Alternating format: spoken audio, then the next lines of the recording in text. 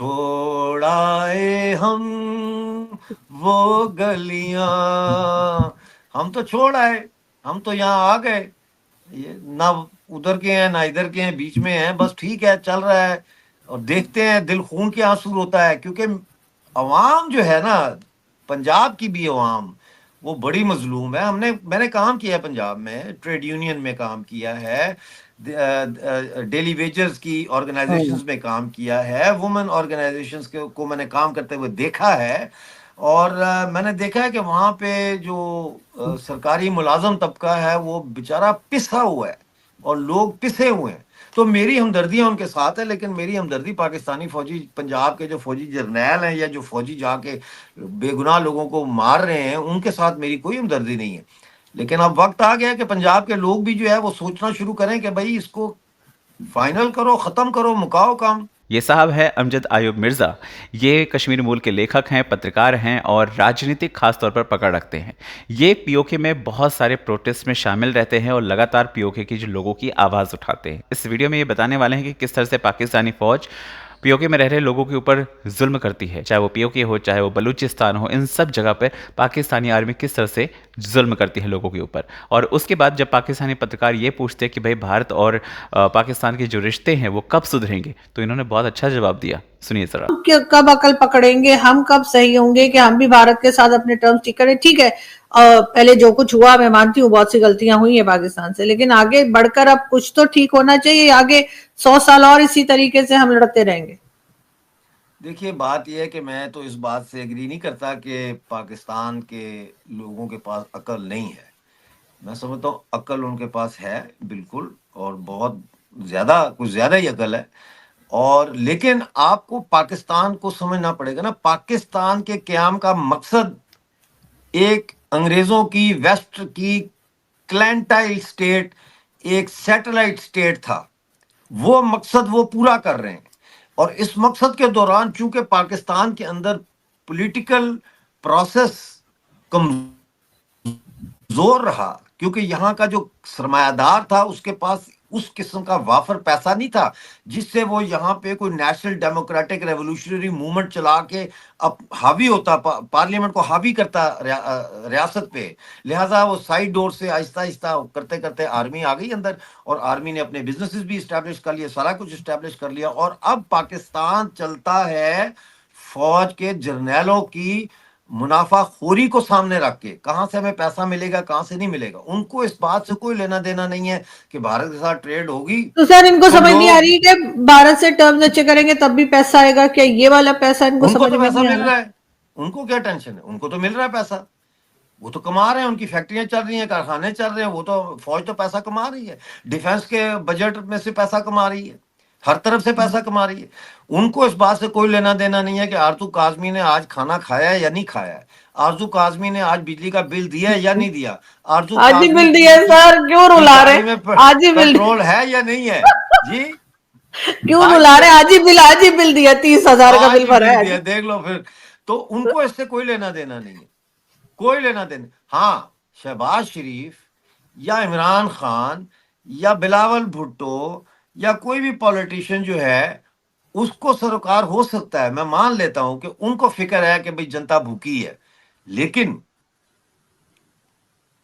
जैसे ही शहबाज शरीफ का कोई बयान आता है या किसी का, या सागदार ने भी पहले बयान दिया था कि इंडिया के साथ तजारत होनी चाहिए या जो भी है, तो अगले ही दिन बयान आ जाता है 100 साल तक कश्मीर पर हम तो भारत पता से नहीं दो दो लड़ेंगे। तरह की स्टेटमेंट देते हैं लोग, नहीं, पागल तो उसकी नहीं है? वजह है ना, मतलब उसकी सेम वजह है टाइम पे दो दो स्टेटमेंट्स आती हैं। बाबू, उसकी वजह है, उसकी वजह यह है कि फौज का डंडा आ जाता है पीछे से सर के ऊपर।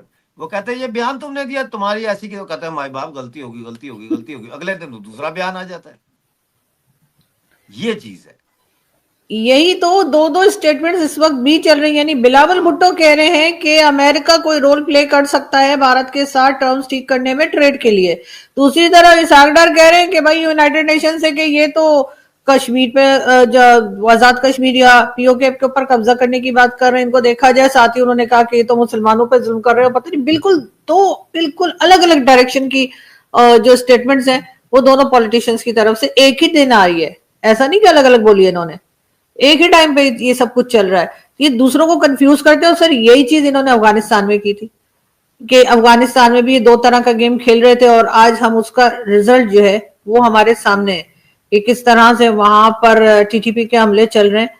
और साथ ही साथ आपने वो स्टेटमेंट भी देखा होगा हमारे आर्मी चीफ साहब का, कि जो उसमें वो कह रहे हैं कि कुरान की आयतें पढ़ के सुना रहे हैं और कह रहे हैं कि कहा गया है कि जो फसाद फैलाए उसके हाथ काट दो, गर्दन काट दो, ये काट दो, वो काट दो। तो मतलब अदालतें बंद कर दें, ये कहना चाह रहे हैं वो, अगर आपने उनका वो स्टेटमेंट देखा हो कि इस किस्म की स्टेटमेंट मैंने तो कभी किसी आर्मी चीफ को बोलते हुए नहीं देखा कि जी फसाद फैलाने वालों को मार डालो, काट दो, ये कर दो, वो कर दो। स्टूडेंट्स के सामने वो बात कर रहे हैं, जो कि बहुत लोगों ने एतराज किया है पाकिस्तान में कि ये क्या बात कर रहे हैं।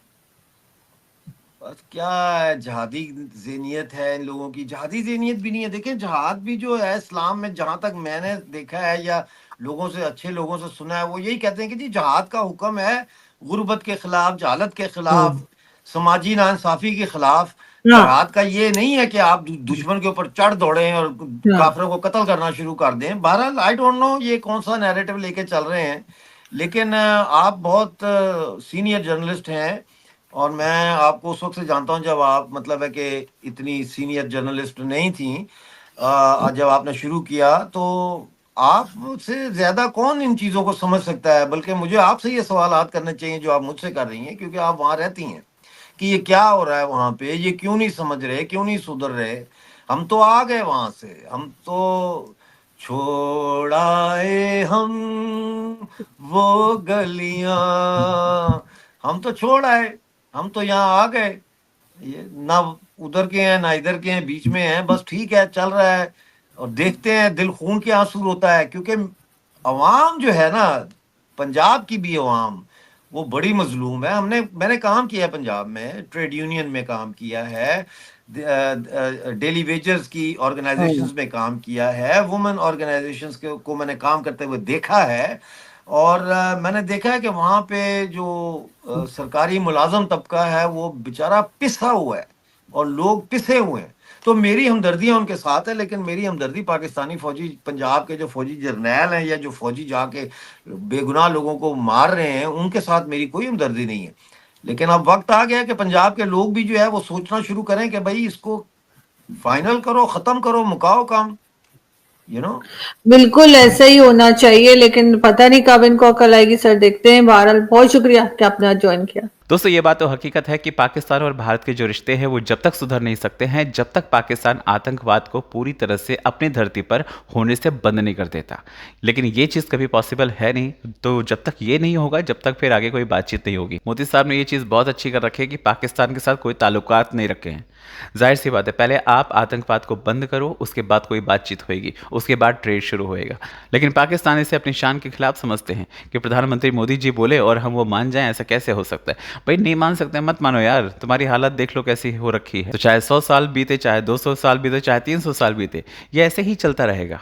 और इस जंग में आप खुद हारने वाले हैं, आप खुद हारेंगे, समझ रहे हैं। आज खुद आप देखिए ना आपके साथ क्या हो रहा है, वही आतंकवादी आपको ही ठोकने में लगे हुए हैं। तो भाई जो जैसा बोएगा वो वैसा काटेगा, समझ रहे हैं। आपको क्या लगता है कमेंट करके बताएं। चैनल पर नए हैं तो चैनल को सब्सक्राइब करें, इस वीडियो को लाइक करें और शेयर करें। जय हिंद।